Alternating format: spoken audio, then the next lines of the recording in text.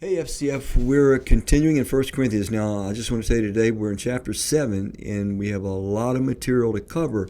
But because it's so clear, I don't think it will require an enormous amount of explanation. But I will require a little bit of time to read it to you. So here we go. 1 Corinthians chapter 7, verse 1 through 9.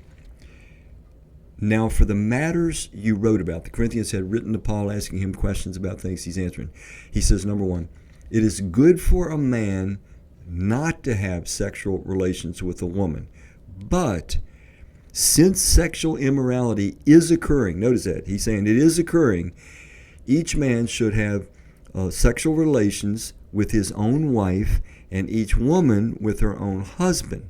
The husband should fulfill his marital duty to his wife, and he's talking about the sexual relations, and likewise the wife to her husband. Verse 4, the wife does not have authority over her own body, but yields it to her husband. In the same way, the husband does not have authority over his own body, but yields it to his wife. Verse 5, do not deprive each other. And he is speaking about sexually. The whole context here is sexually. Do not deprive each other, except perhaps by mutual consent and for a time, so that you may devote yourselves to prayer. And then he follows up, he says, then come together again, so that Satan will not tempt you because of your lack of self-control. I say this as a concession, not as a command. I wish that all of you were as I am. Paul was celibate, but each of you has your own gift from God. One has this gift and another has that. Verse 8, now to the unmarried and the widows I say it is good for them to stay unmarried, as I do. Paul was unmarried. Verse 9, but if they cannot control themselves, they should marry, for it is better to marry than to burn with passion.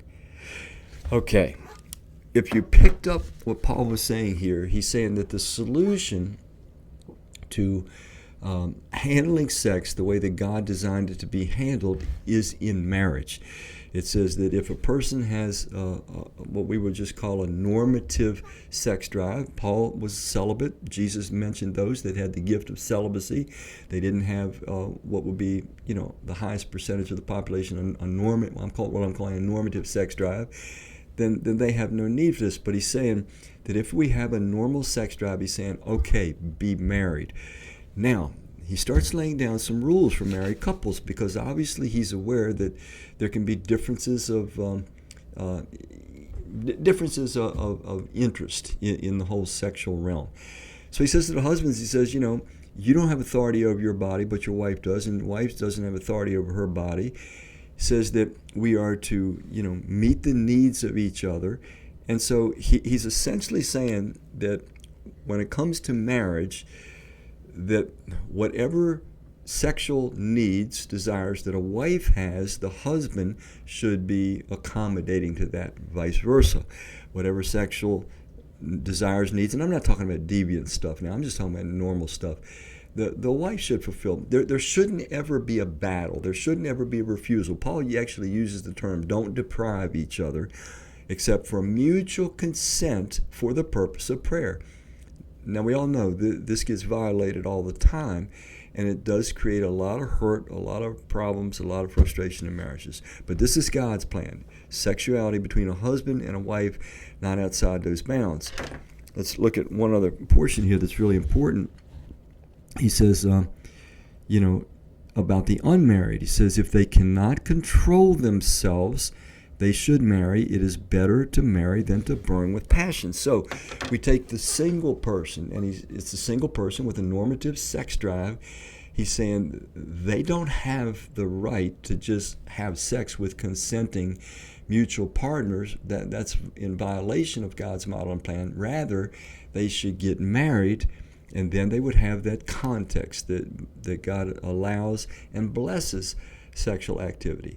So sexual problems were really huge in Corinth. Sexual problems are really huge in our society today.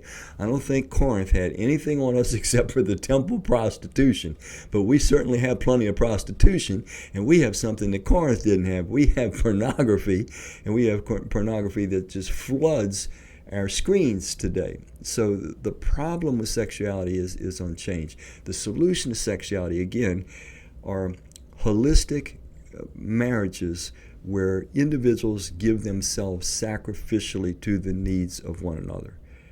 All right, we've had a lot of sex talk these past 3 days. Thank you.